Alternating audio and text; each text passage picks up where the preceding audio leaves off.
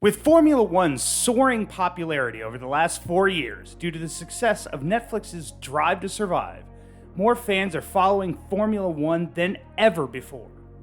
But with new fans comes the responsibility of us, the Formula One YouTube community, to help explain that sport to those new fans.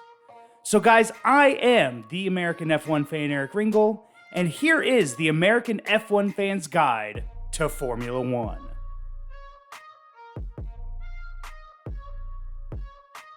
Part 1 to this guide is teams and drivers. So in 2022, Formula One is made up of 10 teams with 2 drivers for each team, which gives us a total of 20 drivers on the grid. Here's a list of each team along with each of the team's 2 main drivers. For Red Bull Racing, it is Max Verstappen and Sergio Perez. Driving for Ferrari, it is Charles Leclerc and Carlos Sainz. Driving for Mercedes-AMG F1, it is George Russell and Lewis Hamilton. Driving for Alpine Racing, it is Fernando Alonso and Esteban Ocon. At Team McLaren, it is Daniel Ricciardo and Lando Norris. And driving for Alfa Romeo, it is Valtteri Bottas and Zhou Guanyu. Driving for the Haas Formula One team, it is Kevin Magnussen and Mick Schumacher. Driving for AlphaTauri, it is Pierre Gasly and Yuki Tsunoda. Driving for Aston Martin, it is Sebastian Vettel and Lance Stroll. And finally, driving for Williams, it is Alexander Albon and Nicholas Latifi. Just end with those 20 drivers. Each team is allowed 1 to 2 reserve drivers. Those reserve drivers have many roles with the team.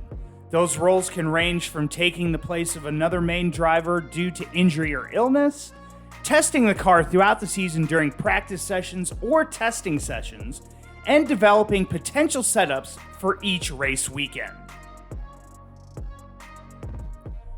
Now moving on to race weekends. Going into the 2022 season, Formula One has 2 different schedules set across a 22 race calendar. They have a normal race weekend and the new sprint race weekend. In both instances, races are held on Sundays and can last anywhere from 50 to 80 laps. Now, in a normal race weekend, Fridays will consist of 2 free practice sessions, both of which will last no longer than 60 minutes for each session. During these sessions, teams fine-tune their cars to the setups that will make them the fastest car throughout the weekend. Saturday then consists of 1 more 60-minute free practice session. Then comes qualifying, the most important time on the track aside from the race itself. Qualifying works this way. Qualifying session 1 is 18 minutes in length and is a free-for-all trying to set the fastest time. At the end of that 18 minutes, the 5 slowest drivers are eliminated from qualifying and set grid positions 16 through 20. Then qualifying session 2 is 15 minutes long, where it is another free-for-all, and at the end of that 15 minutes, the slowest 5 drivers are eliminated and set grid positions 15 to 11. Then comes the main event of qualifying, a 10-minute dash to see who will start from pole position or grid spot number 1 at the front of the field for Sunday's race. Now, when you have sprint race weekends, they're totally different.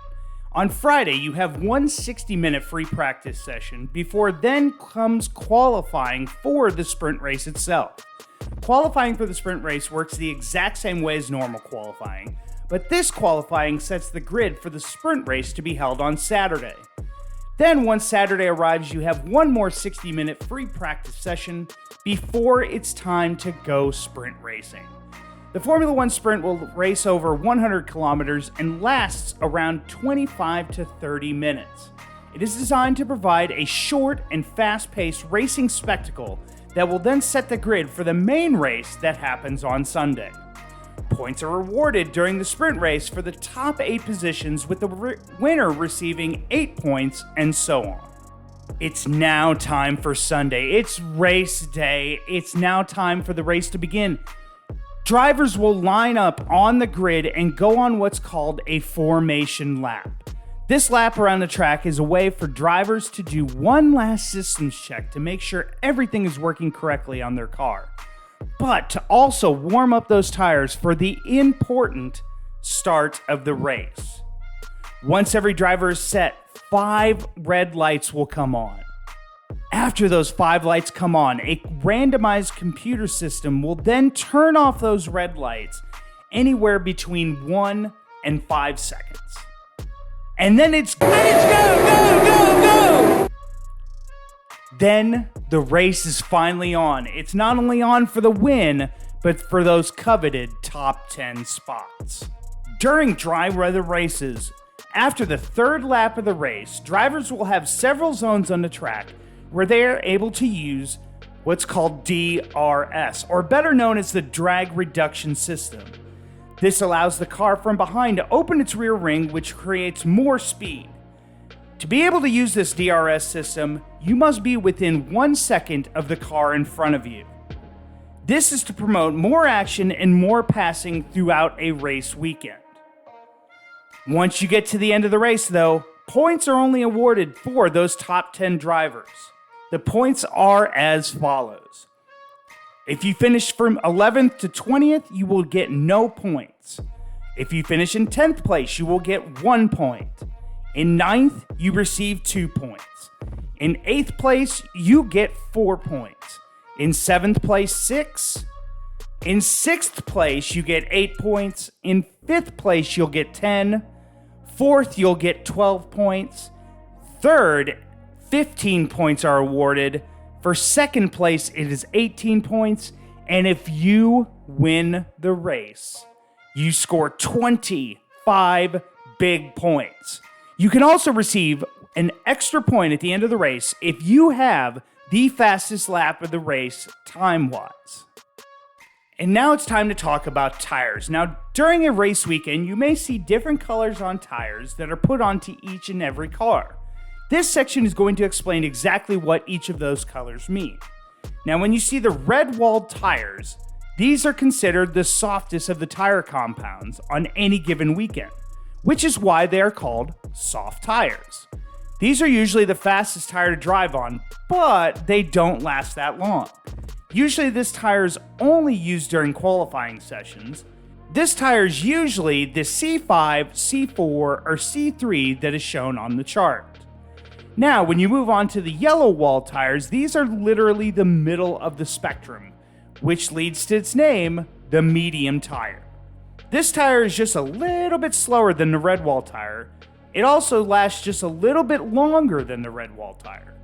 This tire is typically used as the main tire during the sprint races and is the tire that most cars start on during a main race due to typically how long these tires will last. This tire is usually the C4, C3, or C2 tire. But then when you move to the white, this is the hardest of hard. This is the hardest tire not only to warm up, but to drive on. The white wall tires, known as the hards, are the slowest of the dry tires, but the longest lasting. If teams are trying for that cheeky little one-stop strategy during a race weekend, this is the tire that some teams will look towards. But they must be warned, this is also the tire that takes the longest to get up to operating temperature so that that tire works correctly. Now, on the off chance it does rain, you could potentially see the green and blue wall tires.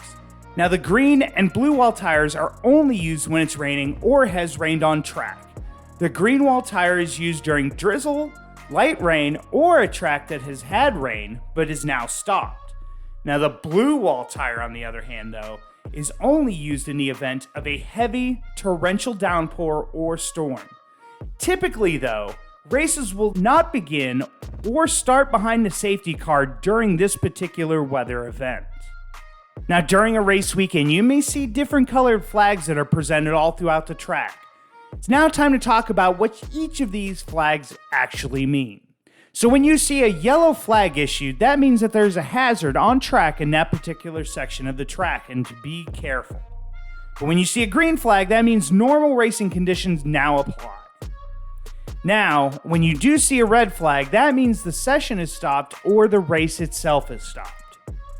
Now, during a race, you may see a blue flag from time to time. What this blue flag means is that there is a faster car approaching and that the slower car needs to move to the side when a driver is being lapped.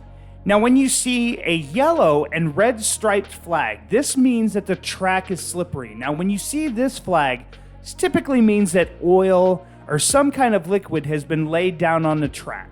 Now, when you get a black flag with an orange circle, this means that there's a mechanical issue on a particular vehicle, and this car must return to the pits to get that mechanical issue fixed. Now, when you get a black and white flag, this is a warning for unsportsmanlike behavior. This is your first big warning before you could potentially see a black flag. Now, if you see a black flag, you have been disqualified from that Formula One race. Now, when you see a white flag, what does that mean? It means you're on the final lap of the race. Then comes the big flag. It is the checkered flag, and that means the session is finished and no new laps may be started, or you are the winner of a Formula One race. So guys, that is it. That is the guide to Formula One. What have I missed? Let me know in the comments section down below. What other questions would you like me to answer? List those in the comments section as well. Guys, always slap a like on this video for more daily and weekly Formula One content. And guys, subscribe to my channel if you guys are new for more daily and weekly Formula One content. But guys, for the American F1 fan, I'm Eric Ringel, signing off.